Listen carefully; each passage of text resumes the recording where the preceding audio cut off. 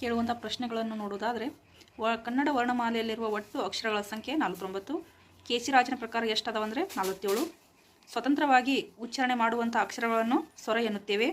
ಅದೇ ಸ್ವರದ ಸಹಾಯದಿಂದ ಉಚ್ಚಾರಣೆ ಮಾಡುವಂಥ ಅಕ್ಷರಗಳನ್ನು ಏನಂತೀವಿ ಅಂದರೆ ವ್ಯಂಜನಗಳು. ಬೇರೆ ಅಕ್ಷರದೊಂದಿಗೆ ಚಲಿಸುವಂಥ ಅಕ್ಷರಗಳೇ ಯೋಗವಾಹಗಳು.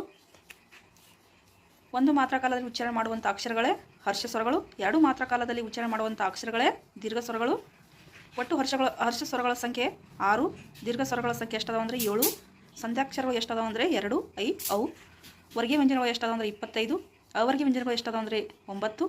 ಅಲ್ಪ ಪ್ರಾಣಗಳು ಎಷ್ಟಾದವು ಅಂದರೆ 10. ಕಡಿಮೆ ಉಸಿರಿನಿಂದ ಉಚ್ಚಾರಣೆ ಮಾಡುವಂಥ ಅಕ್ಷರಗಳೇ ಅಲ್ಪ ಪ್ರಾಣವಾಗಿರುವುದು. ಹೆಚ್ಚು ಉಸಿರಿನಿಂದ ಉಚ್ಚಾರಣೆ ಮಾಡುವಂಥ ಅಕ್ಷರಗಳೇ ಮಹಾಪ್ರಾಣ, ಇವುಗಳು 10. ಮೂಗಿನ ಸಹಾಯದಿಂದ ಉಚ್ಚಾರಣೆ ಮಾಡುವಂಥ ಅಕ್ಷರಗಳೇ ಅನುನಾಸಿಕಗಳು, ಇವುಗಳ ಸಂಖ್ಯೆ 5. ವರ್ಣಮಾಲೆಯ ಬಗ್ಗೆ ಸಂಪೂರ್ಣವಾಗಿ ತಿಳಿದುಕೊಳ್ಳಲು ನಮ್ಮ ಚಾನಲ್ನಲ್ಲಿರುವ ವಿಡಿಯೋನ ನೋಡಿ.